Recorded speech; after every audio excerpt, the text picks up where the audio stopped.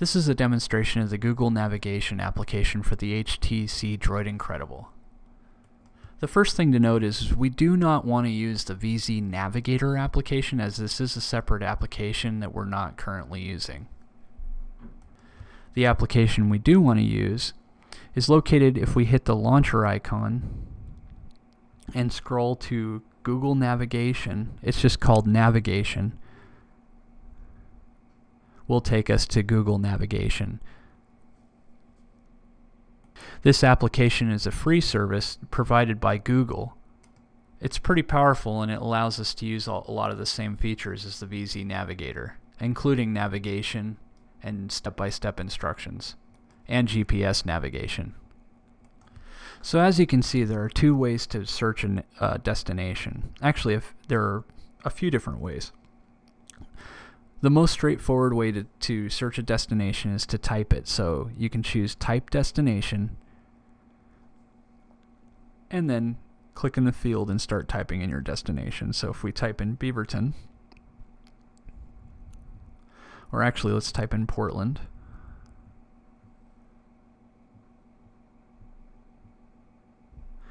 And as you can see under the list of available options, it does bring up different Portland cities. We'll choose Portland, Oregon. Go ahead and accept the agreement here. It'll bring up navigation and then give us a list of available directions. This usually takes a moment or two. If you're actually out on a road, it will come up much faster, as when you're not on a road, it tends to get confused and won't know where to start from.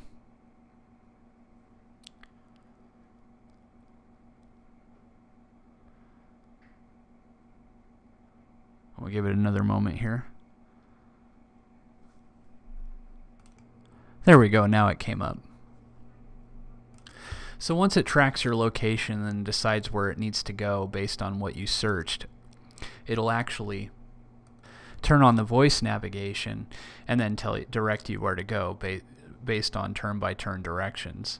And as you can see here, it shows your position on the map from your perspective, shows you, which is demonstrated here, and then shows the approximate time it would take to get there, as well as the current street that you're on. As you note at the top right-hand corner here, this indicator tells us that the navigation volume is currently muted. It would normally come up and say, you know, turn left on blah blah blah, but with that muted like that, it won't do that at all. It'll just tell you on the screen where to go. It's usually recommended in a car, of course, to have that enabled so you can hear it, so you can keep your eyes on the road. Also, too, up here, this indicator will let us know that how long it is before our turn. It tells us to turn left. It's very similar to a Garmin, and then it tells you where you're going to turn at. To bring up more options, you can hit the menu button. You can choose to mute or unmute it with this button here. You can do another search. Say you want to search for a coffee place or something along the way. You can choose search and then start typing in the name of the place. Layers will show you can, since this uses Google Maps, you can choose different layers to apply to your map, including satellite navigation. You can choose traffic views, all that good stuff. Route info will give us the entire route. To go back to navigation mode, you can hit this navigation button here. That'll take us back to navigation. You can also use your finger on the map to track the direction in which we were going, or anywhere on the map for that example, or for that matter. You can zoom out or zoom in using these toggles here. You could also use your fingers too. You can see the various different streets. Then you can go back in the menu here, go to route, see the entire route. You can also choose alternate routes, which is this button right here, and it shows you other routes you can take. So you can choose one of the other routes. And you'll notice on each route it's actually, you'll see different segments of the road that's either green, yellow, or red. That's an indicator of how much traffic there is along the way. So green is mild traffic, yellow is moderate, and then red is high traffic. Gray would be no traffic at all. And then this button here will give us a detailed step-by-step instruction on how to get to our destination. At any time, if you want to go back to navigation, you can just press the return key. That'll take you there, and then press navigation. Also, too, if you're tracking on here and you're looking at different roads and whatnot along the way, if you want to go, at any time, if you want to go back to your position in the navigator, just press the return key. It takes you right back to your frame of reference, your position on the map. So let's go ahead and search for something along the way. So if you hit the menu button and you hit search, you can start typing in the name of something. So let's say Starbucks, for example.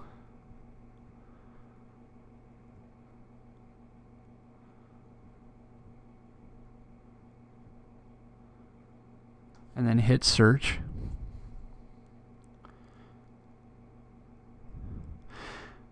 This will show you a list of all the available Starbucks along the way. You can select the Starbucks you want to go to, then press the bubble, and it'll give you the location information for that particular Starbucks, including reviews, different information, the phone number to call. As you can see, this one doesn't have very good reviews, but or you could also choose to navigate to that place instead or get the directions from there. Very handy if you're on a really long trip and you need to stop somewhere along the way. And again, if you want to go back to navigation, you just press the return key. Return again. And then that'll take you back to your current position. As you can see, the time indicator here has changed. I believe it's gone up by 1 minute.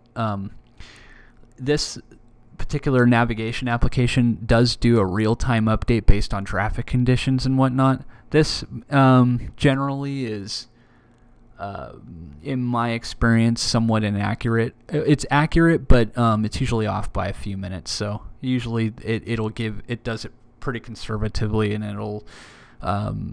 it'll give more time that it takes to get there than it really is. But it's a pretty good indicator. At any point, if you want to exit the navigation mode, press the menu key and then hit exit navigation. This will take you out of the application and shut off navigation. So let's go ahead and hit the launcher icon and go back into navigation. You also notice that there are, now it'll, Portland, Oregon will appear under recent destinations because I just searched it. This list will build as you search different places to navigate to.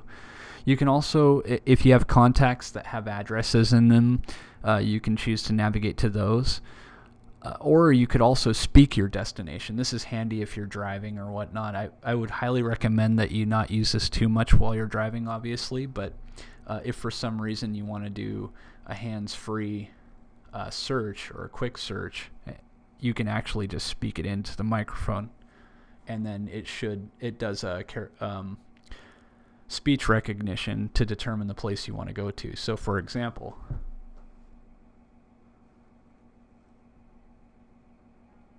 Starbucks. Now it'll try to navigate to Starbucks. And it brings you up a list of different Starbucks. So that's a pretty handy way to do it if you don't want to type it in, say if you're driving or something like that.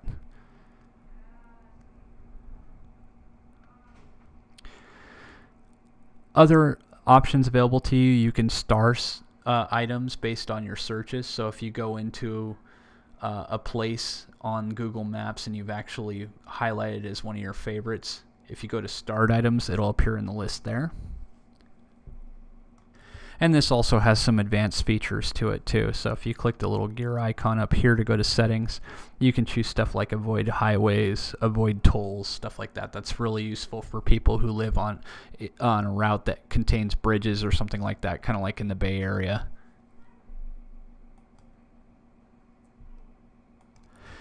If instead of navigation you want to just look on Google Maps your current position as well as search for a list of available places near you, you can go out to, you can exit out that application, press the launcher icon, and you can also go to Maps.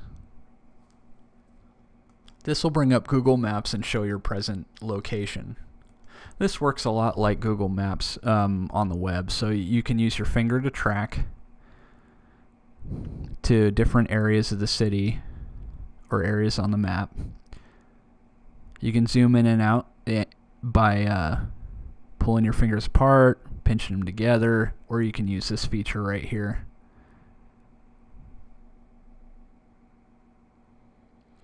At any point, oh, that one doesn't. So if we go back into Maps here,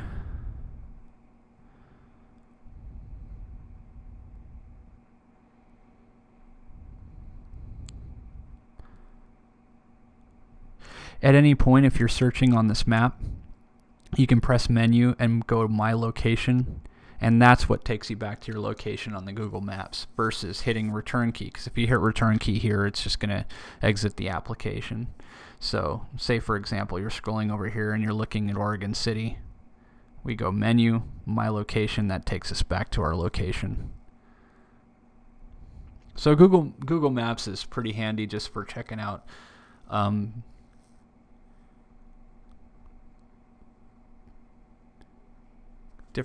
different places near you and whatnot.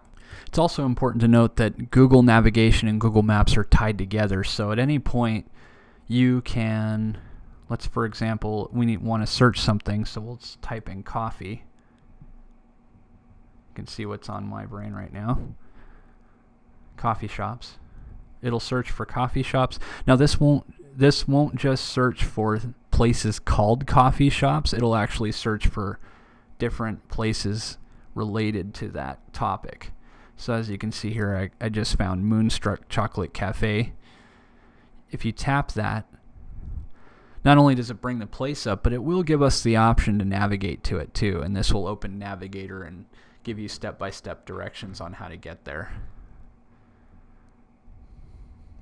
You can choose to call them. You could look at different reviews, etc., etc.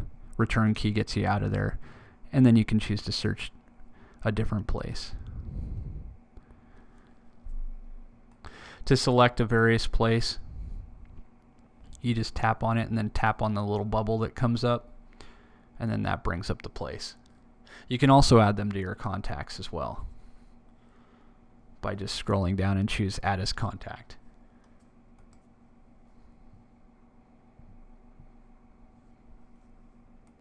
If you want to clear the map of recent searches, you can go in here and by hitting the menu button and then hit More, and then hit Clear Map, and that clears everything around you. Also too, like Navigator, this Google Maps application does have speech recognition as well, as do most applications on this phone that would allow you to type. So if you hit Menu and go to Search, and then hit this microphone icon right here,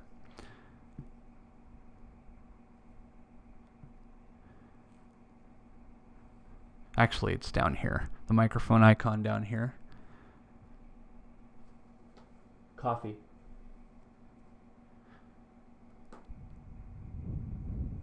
That'll backfill coffee in the text field and allow you to search that way as well.